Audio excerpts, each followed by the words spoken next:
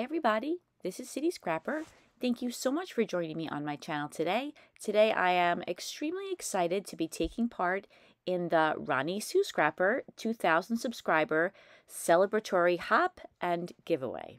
Not only is Ronni Sue Scrapper a very talented scrapbooker, she also has a very calming effect on me. I love watching her channel, not just to learn things from how she scrapbooks, but also to drink in her positivity and her sweet nature. For this hop, Ronni Sue wanted everybody to really enjoy themselves creating a layout, and she was fine with us scrap lifting her, so I decided to scrap lift this beautiful layout that she made. I just love the colors that she chose and the way she blended all the colors together. I think it's just such a stunning background, so I wanted to try to do something similar on a layout that I created. I really love Halloween, and I'm really in the Halloween mode this month, so I decided that I was going to create a Halloween themed layout for this hop, and I'm using a Halloween photo, and in the background I'm using some Halloween colors. For the orange and the yellow, I used some Prima Color Bloom 2 sprays. I used pot marigold and spring dandelion for those two colors. For the green and the purple, and I'll be applying the purple in a little bit, I use the Distress Mica Stains from Tim Holtz. The green is called Bubbling Cauldron, and the purple is called Hocus Pocus. And I'm also going to be using a teal color, and that is a Lindy's Magical Shaker called Time Travel Teal. I applied all of these colors to a sheet of heavy 120-pound smooth white cardstock, and I have coated it with some white gesso. I also used a pencil, and I divided the paper into 5 sections so that I would have about the same amount of each of the colors on the background. I didn't mind if they weren't perfectly balanced, but I wanted there to be about the same amount of color. So I just drew 4 little pencil lines and divided the page so that there would be 5 sections. You can see here I'm using the packaging technique. I'm applying the color directly to the plastic and squishing it down on the cardstock. And at this point, I really am not sure exactly what I'm going to do on this layout. I know that I want to make the background the way Ronni Sue has hers, with mainly paint in the background and areas of different colors. But other than that, I'm really not sure what else I'm going to do other than I know which photo I'm planning on using. On the top of her layout, Ronni Sue has, I believe, some twine that's separating the area of color from the white area.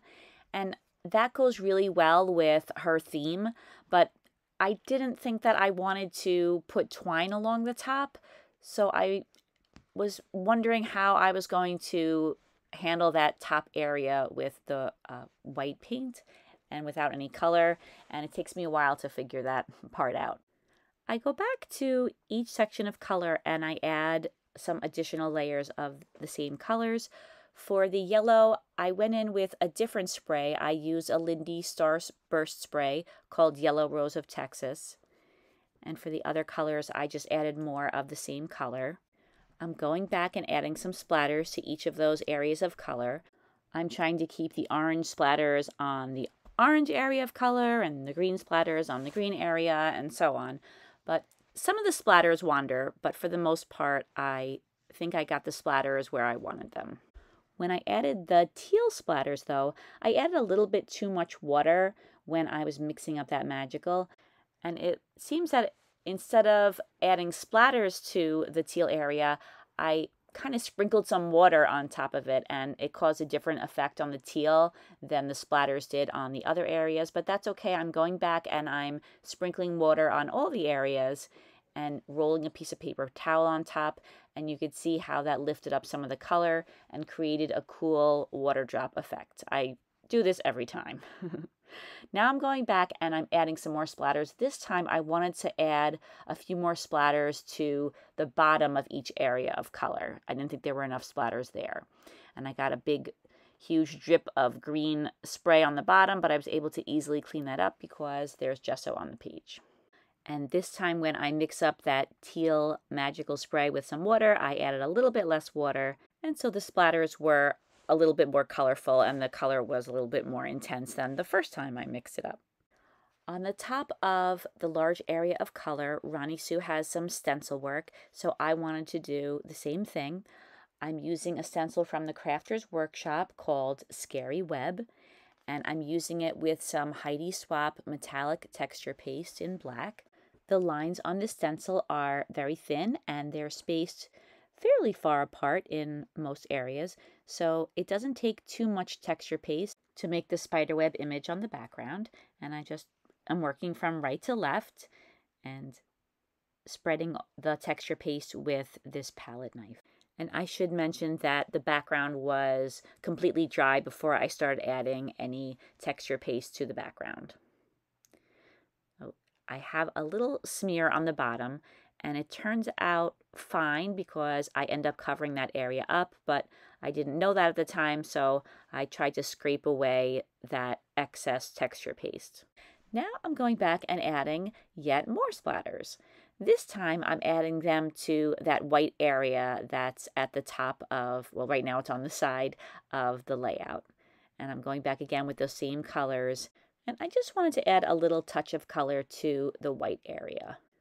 Earlier off camera, I used a paper towel and some water and I cleaned up that top area. It was looking a little bit messy. So now, of course, I'm going back in and making it look messy in a different way. But sometimes I like messy, especially on a Halloween layout. And while I'm adding these splatters, I'm still not sure exactly how I'm going to approach the embellishments on the layout, but I just kept going with the mixed media. I used an older EK Success punch and I punched out that strip that's to the left. I'll speak about that in a moment. I wanted to add a little something to the areas of color, so I'm going back in with a stamp. I have a mesh stamp and I have a dot stamp, and I'm using both of those to add a little bit more texture to the background. And I use some Stays On ink in jet black.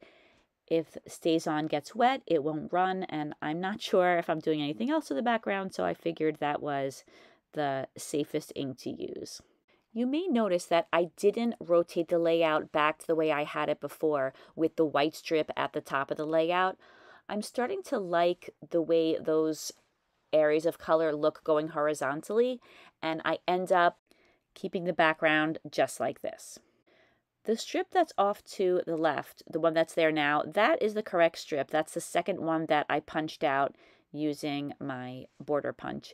And I end up accidentally switching that with another one that I didn't like the way it came out, but in the end I do end up attaching the correct one down to the page. And now you can see my photo off to the right. I mounted the photo on a piece of black pattern paper, and then I went through my Halloween scrap bin and I pulled out some papers that I thought were colors that would match the layout, what I'd already done with the mixed media in the background. So I picked out some orange, some green, and some purple paper, and I'm layering those papers behind the photo. I use my scissors to distress the edges of each of the papers that I'm going to be backing the photo with, and then I use some black soot distress oxide, and I use a dauber, and I ink the edges of all of these papers that I'm using to back the photo.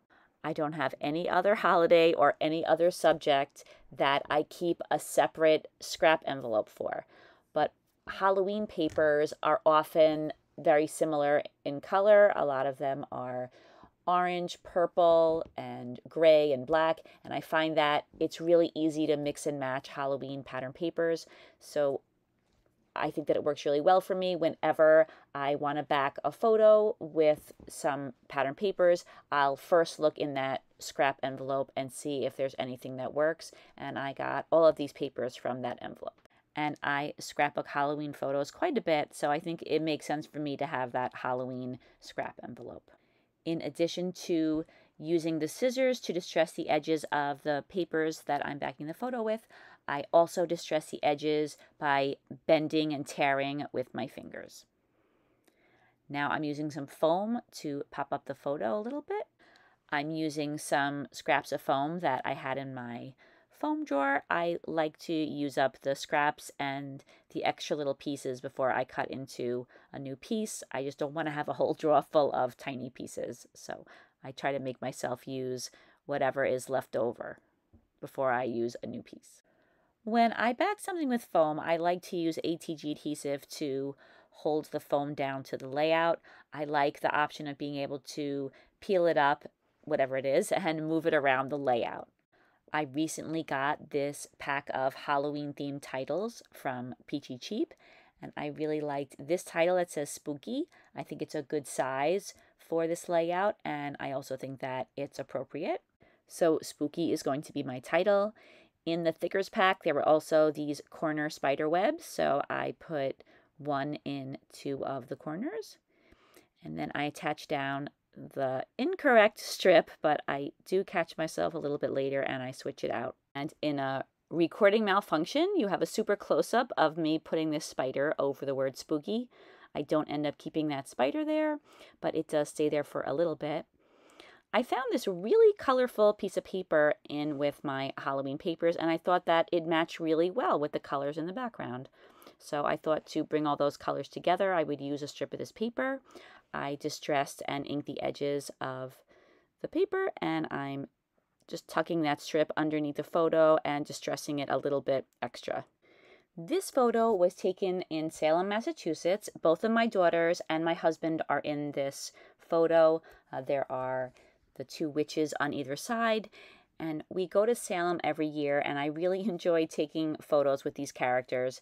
And I'm sure that the people that live in Salem are not too thrilled with the fact that people flock toward their town for October, but it really is a lot of fun. I really enjoy it. We actually have a trip planned this summer because I wanted to enjoy Salem, not just when it's in full-fledged Halloween mode, but also enjoy all the other things that Salem has to offer. So we are going to go back when it's not October, but I still plan on going back next October as well.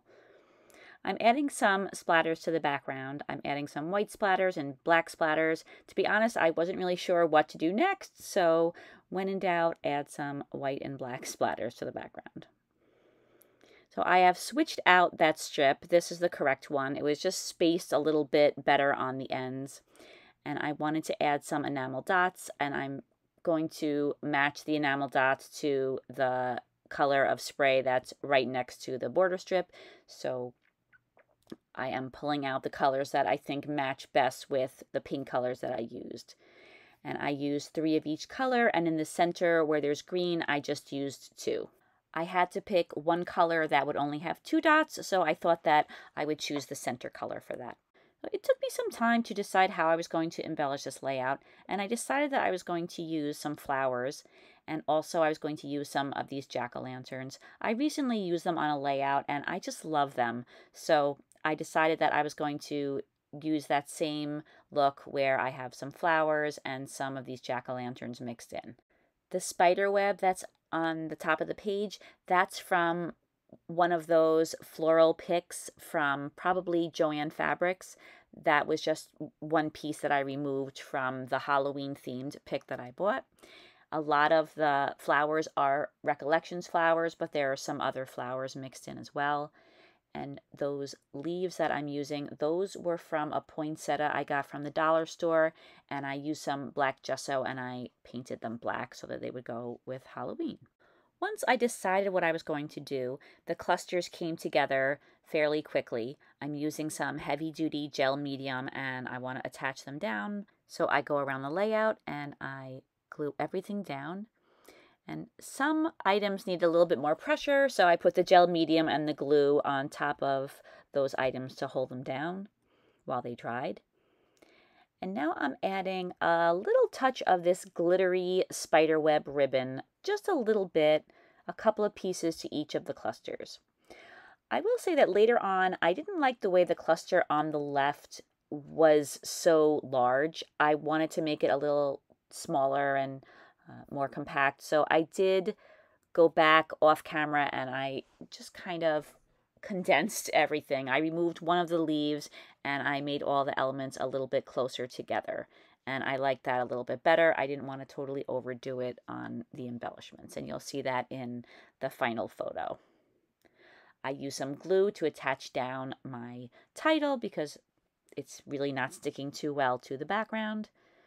And I wanted to be really careful to get that dot attached down because a couple of times that dot wandered from where it was supposed to be on the layout. So I was happy to get that glued down. I have a lot of spider webs on the page, so I thought that I had better include some spiders on the page as well. These spiders are Recollections brand from Michaels.